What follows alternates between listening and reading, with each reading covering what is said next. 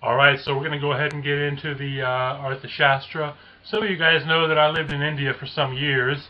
I lived in Rajasthan, right out in the middle of the Rajasthani desert for some years, pretty near the border. Nothing but really camels and sand. At that time it was less developed. I've heard that it's gotten a lot more developed since then, but very interesting place. I suggest that if you haven't gone to India, you go and check it out. I specifically like Rajasthan a lot for personal reasons, but that's neither here nor there. We'll go ahead and get into the video.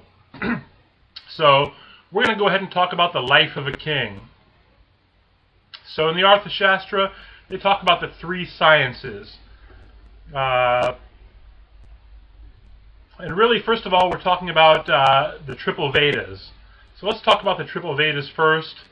The triple Vedas help you learn righteousness, learn what's righteous and what's not righteous. They teach you morality, basically. So we've got three different, what we would call three different sciences in the triple Vedas. We've got the Samaveda, which is chanting. We've got the Rig Veda, which is reciting hymns. We've got the Yajurveda, which is performing sacrifices. So the triple sciences within the Rig Veda are chanting, reciting the hymns, and performing of sacrifices, or Samaveda, Rig Veda, and Yajurveda.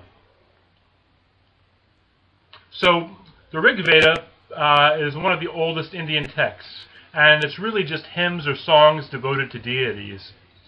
The Yajurveda are mantras, things you recite over and over again to go along with sacrifices.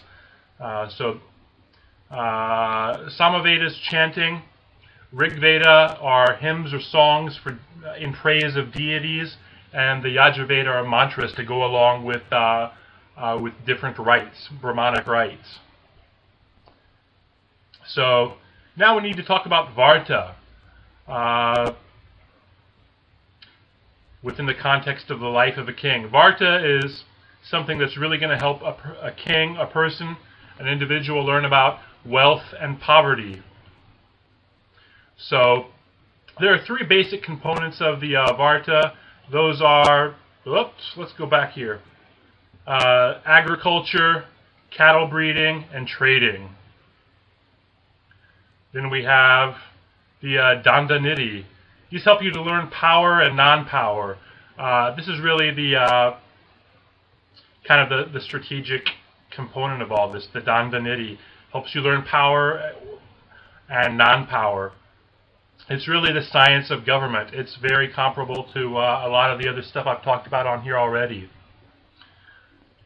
And finally, we're going to talk about the Anvashaki, which is mental power.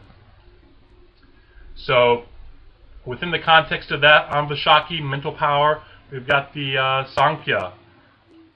That is really a dualist philosophy of self and matter.